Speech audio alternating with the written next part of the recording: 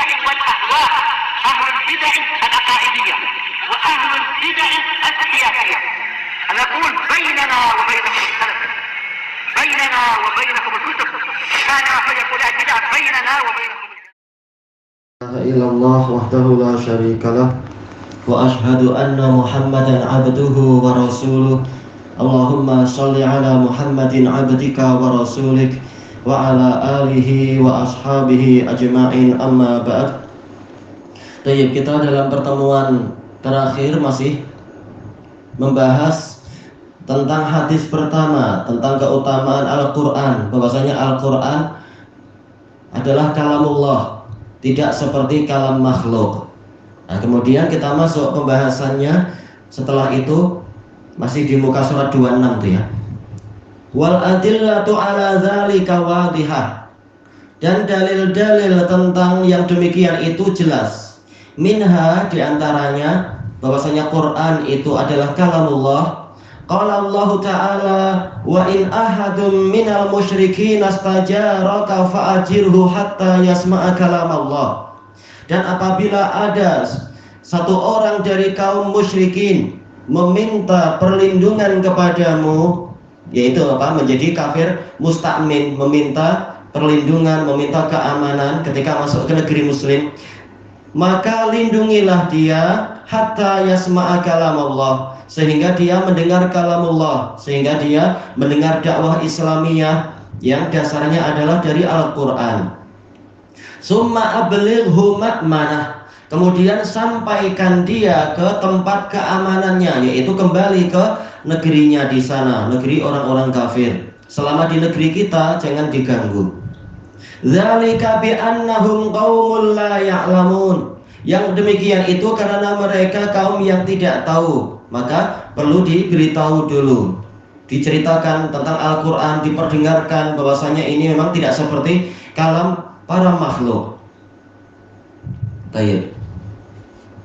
Tentunya diusahakan dan disunahkan memang yang membaca Quran adalah orangnya pandai membaca dengan suara yang indah, seperti yang diajarkan oleh Nabi SAW. Zayyinul Qur'ana bi aswatikum, hiasilah Al-Quran dengan suara kalian.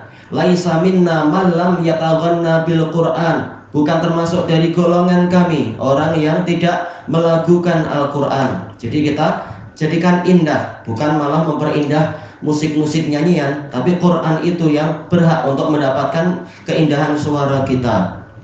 Wa qala ta'ala fa'aminu billahi wa rasulihin nabiyil ummi, maka berimanlah kalian kepada Allah dan kepada Rasulnya, yaitu Nabi yang ummi, Nabi yang tidak mampu menulis dan tidak mampu membaca tulisan. Alladzi yu'minu billahi wa kalimatih, yang mana Nabi tersebut beriman kepada Allah dan beriman kepada kalimat-kalimatnya. Nabi saja beriman, kenapa umatnya malah banyak yang tak mau beriman? Wattabi'uhu la'allakum tahtadun, dan ikutilah dia agar kalian mendapatkan hidayah. Kunci kelurusan, kunci hidayah kepada keberuntungan ada pada mengikuti Nabi.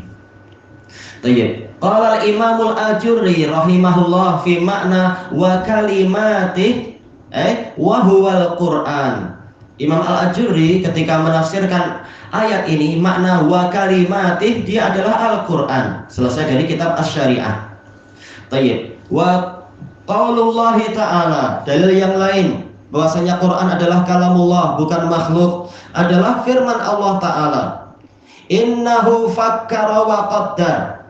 Sesungguhnya orang itu, Al-Walid ibnul Mughirah Al-Makhzumi, yang mendatangi Nabi untuk menghalangi Nabi berdakwah dengan cara apa? Yaitu diskus. Ternyata dia kalah, dia mendengar Quran, akhirnya dia sadar ini bukan ucapan manusia, ini bukan sihir, ini juga bukan, dan seterusnya, bukan syair. Tapi begitu dia dibujuk oleh kaumnya untuk tidak mau percaya pada Nabi Muhammad, maka dia berpikir, kemudian membuat tipu daya lagi. Maka cerita tentang dia diabadikan dalam surat Al-Muddathir. Innahu fakkara wa qaddar. Sesungguhnya orang tadi berpikir dan menetapkan.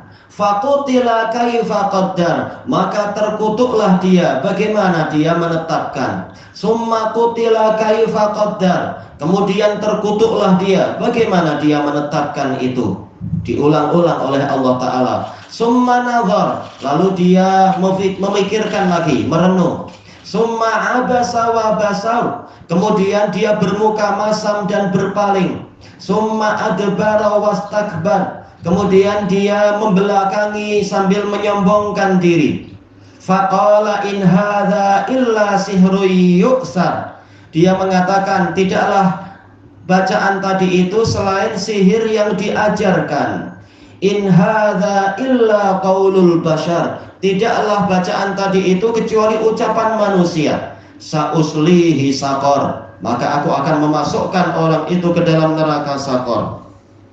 Tatkala dia mengatakan Al-Quran adalah ucapan manusia, maka Allah Ta'ala mengancam orang tadi dengan memasukkan dia ke dalam neraka. Menunjukkan memang salah kalau mengatakan Quran ini adalah buatan Nabi Muhammad atau buatan makhluk. Ini bukan kalam makhluk, ini adalah kalamullah.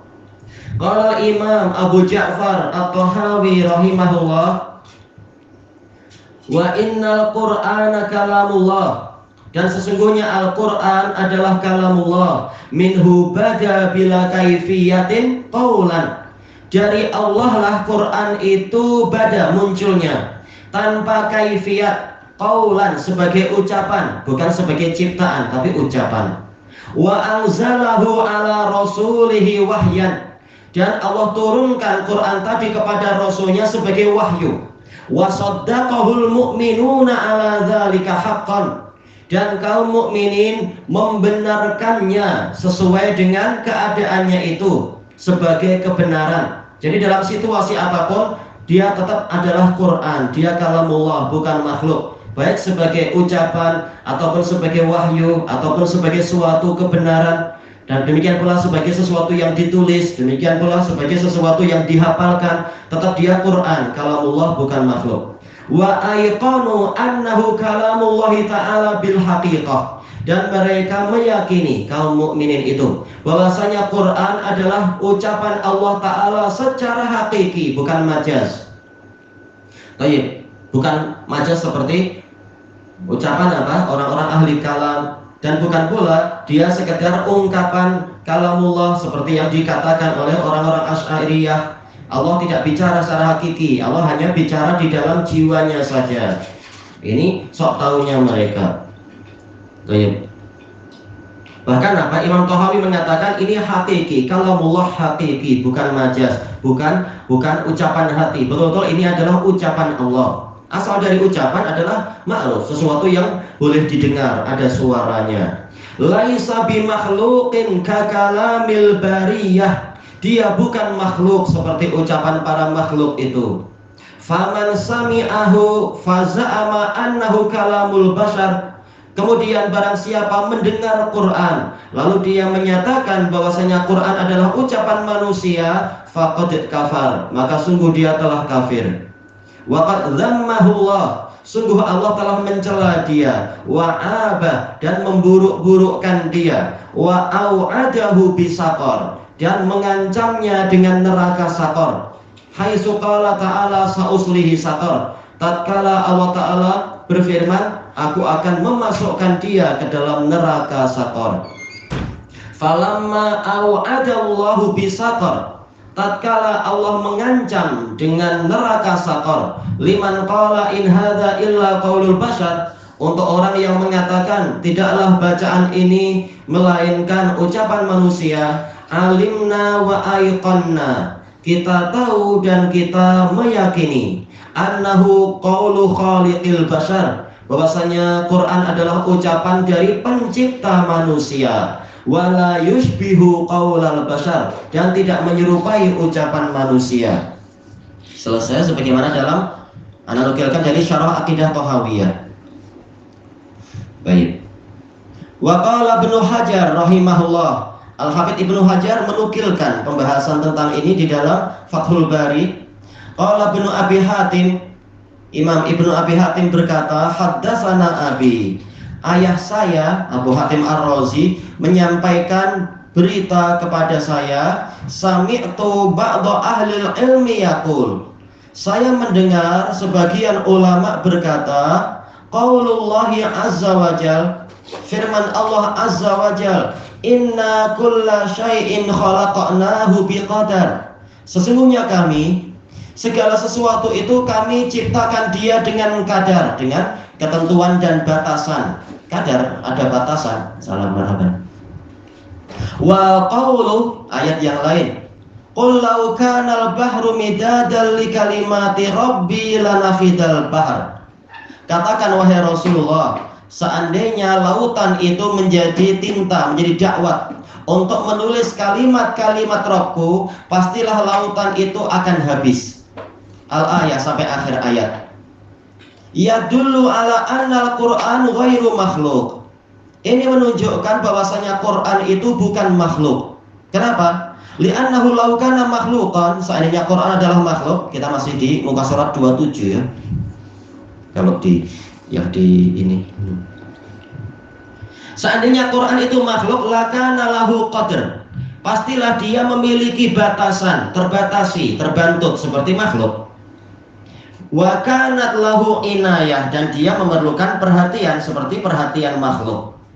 Kalau tidak diperhatikan, tidak dirawat, niscaya musnah para makhluk itu.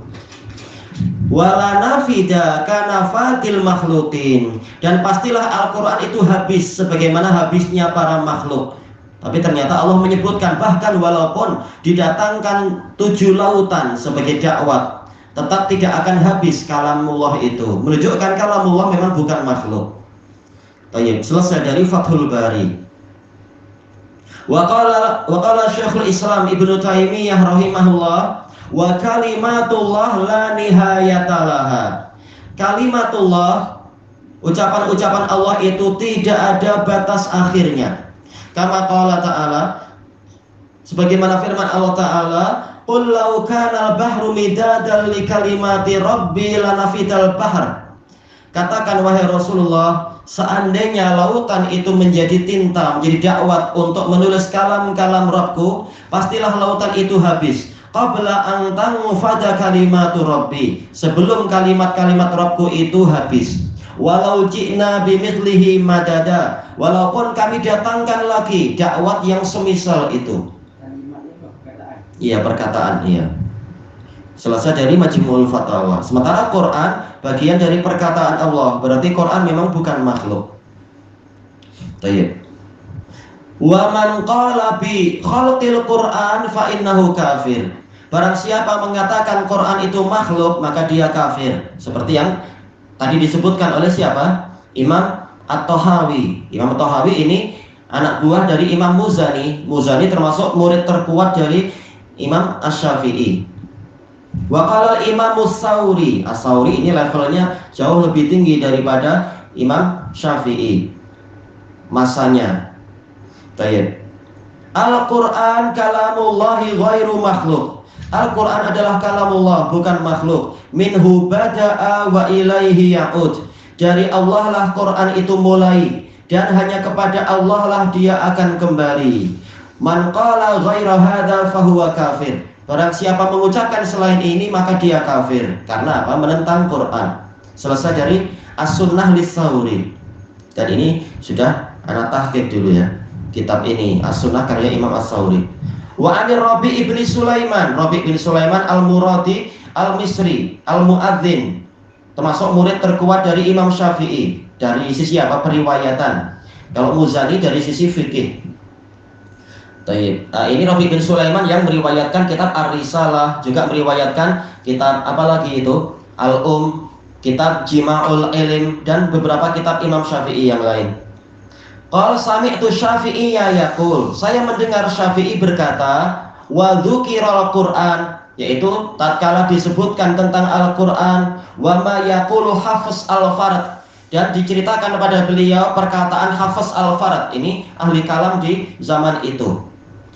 Wa kana Syafi'iyyu yaqul, dulu Syafi'i berkata Hafiz Al-Munfarid. Al-Farad, beliau berubah jadi apa? Munfarid, yang menyendiri dari jamaah muslimin. Kalau muslimin mengatakan Al-Quran kalamullah ghairu makhluk, dia mengatakan Quran makhluk, ini menyendiri.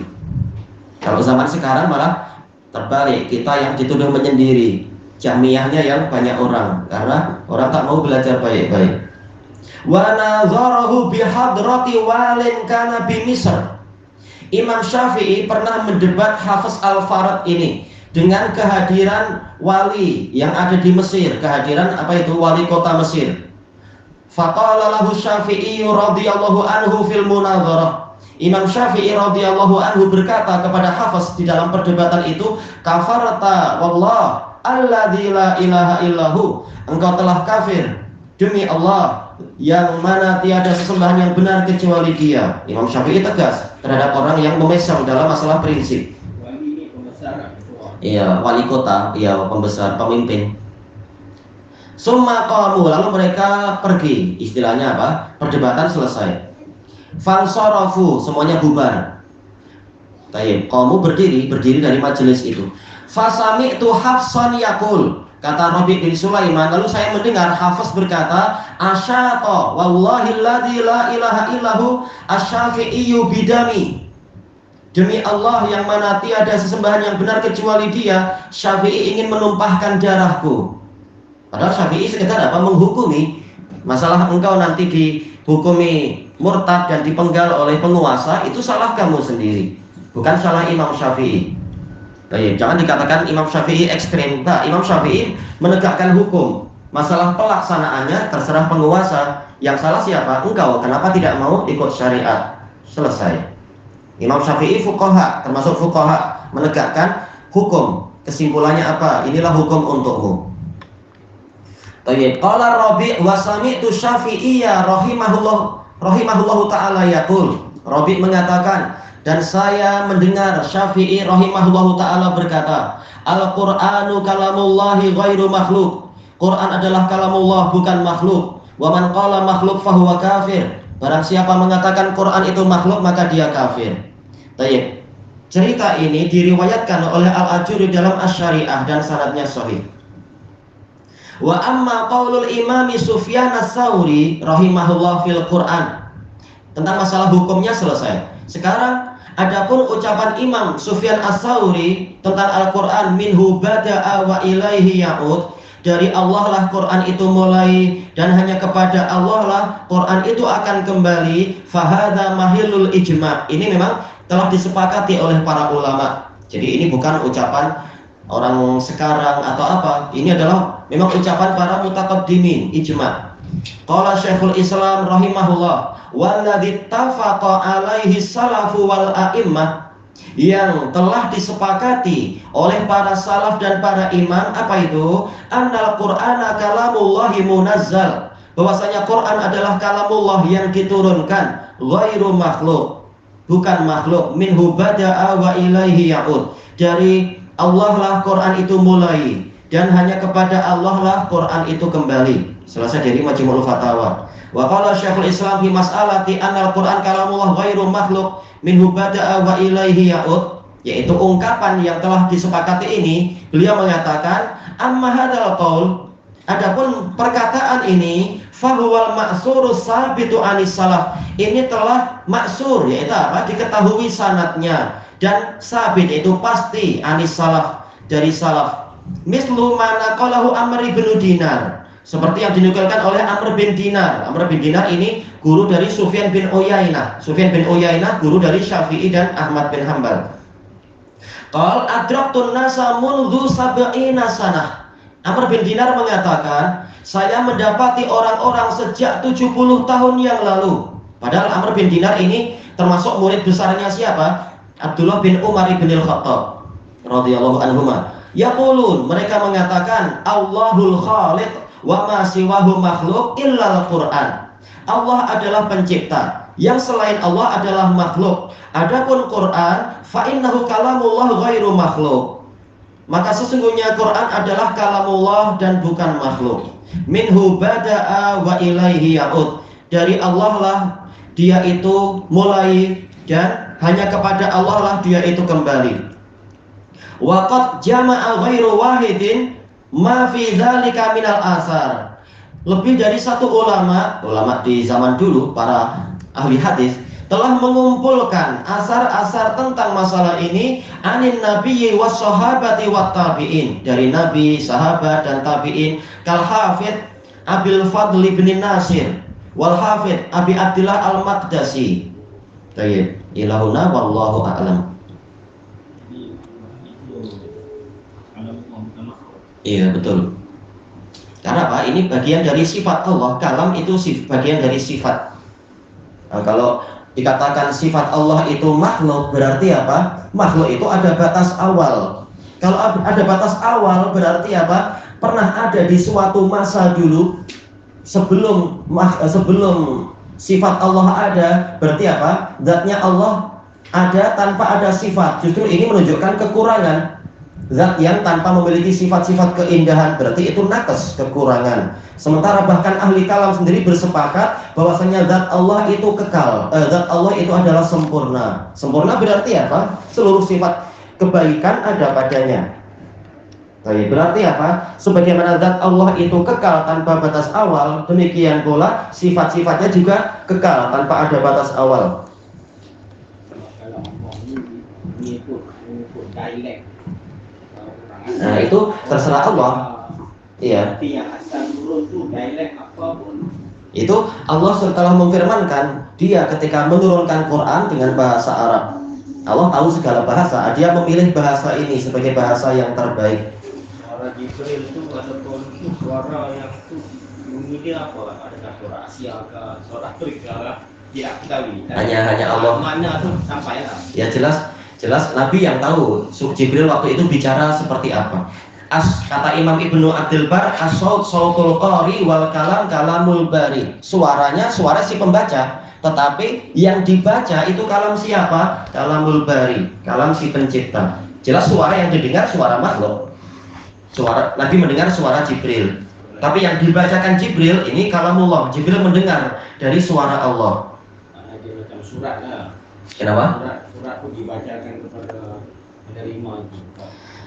Mana kandungan surat itu difahami oleh penerima. Terkadang berupa surat seperti apa? Seperti Taurat. Terkadang berupa hafalan seperti Al-Quran. Memang lain, Quran itu lain. Kualiti umat ini lain. Hafalannya lebih kuat daripada para pendeta Bani Israel. Nah, kalau pendeta Bani Israel, Nabi Musa memang mendatangkan kitab Taurat. Allah yang menulis. Hadisnya sahih. Jadi bahwasanya Allah menulis Taurat. Kemudian kitabnya diserahkan ke Nabi Musa. Adapun untuk umat ini hafalan sedikit demi sedikit. Maksudnya kitab Taurat itu ditulis dengan bahasa Yahudi. Ya, bahasa Ibrani barangkali dan sebagainya. Maksudnya di situ kalau nahwu syarah mereka kalau dikaji itu masih lagi Taurat itu merupakan teks yang rujukan. Betul. Sayangnya mereka pesong-pesongkan, ya. Mereka tak mengkaji. Betul. Kalau mengkaji itu nahwu syarah itu mesti dapat dibangunkan. Jelas. Masalahnya mereka tak puas dengan hukum Allah. Nah, mereka pesong-pesongkan Taurat. Baik.